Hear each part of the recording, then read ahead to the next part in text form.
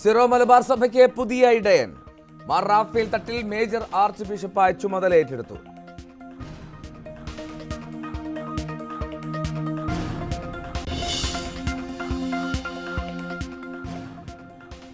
അമിതാധികാരത്തെ വിമർശിച്ച് MT വാസുദേവൻ നായർ. അധികാരം ജനസേവനത്തിന് എന്ന സിദ്ധാന്തം കുഴിച്ചുമൂടി. EMS അധികാരം ഉപയോഗിച്ചത് ജനങ്ങൾക്കായി. ഭരണാധികാരി നൽകുന്ന ഔദാര്യമല്ല സ്വാതന്ത്ര്യമെന്നും MT വിമർശനം. മുഖ്യമന്ത്രി വേദിയിലിരിക്കെ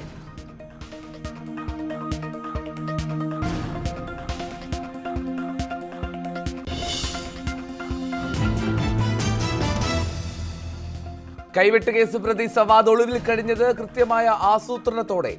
NIA പിടിയിലായത് ഒളിത്താവളം മാറാനിരിക്കെ അപരിചിതർ വീട്ടിലെത്തിയിരുന്നുവെന്നും അയൽവാസി ന്യൂസ് 18നോട്. ഇങ്ങനെ പണിക്കില്ല അല്ലെങ്കിൽ പണിക്കുവന്നാന്ന് ഇങ്ങനെ പറഞ്ഞ് അപ്പാട് പോയി പോകും. വേറെ കൂടുതൽ കഥകളൊന്നും ഈ 1.5 കൊല്ലത്തിലെടുത്ത് നമ്മളുമായിട്ട് ഒന്നുമില്ല.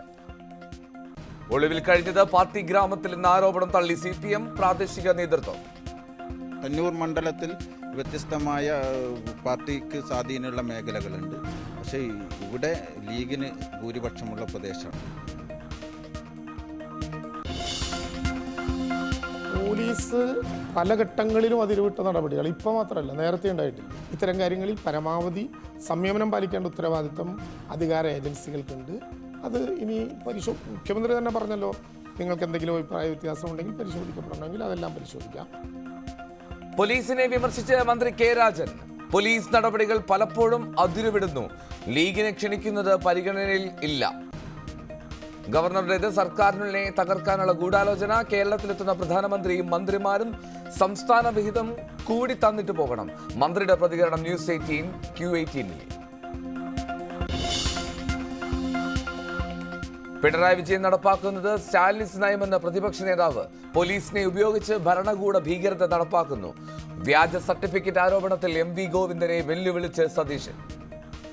ഞങ്ങൾ വെല്ലുവിളിക്കുന്നു ഗവൺമെന്റിനെയും CPM-നെയും. രാഹുൽ മാങ്കൂട്ടത്തിൽ കോടതിയിൽ ഹാജരാക്കിയ സർട്ടിഫിക്കറ്റ് വ്യാജ സർട്ടിഫിക്കറ്റ് ആണെന്ന് തെളിയിക്കാൻ നിങ്ങളെ വെല്ലുവിളിക്കുക.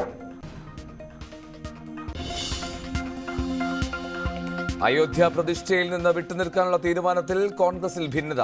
പങ്കെടുക്കുമെന്ന് ഹിമാചൽ മുൻ മുഖ്യമന്ത്രിയുടെ മകൻ. AICC നിലപാടിൽ ആശ്വാസത്തിലായിരുന്ന സംസ്ഥാന കോൺഗ്രസിനെ വെട്ടലാക്കി NSS. ബഹിഷ്കരണം ഈശ്വരനിന്ദ എന്നത് NSSന്റെ അഭിപ്രായമെന്ന് പറഞ്ഞൊഴിഞ്ഞ VD സതീശൻ.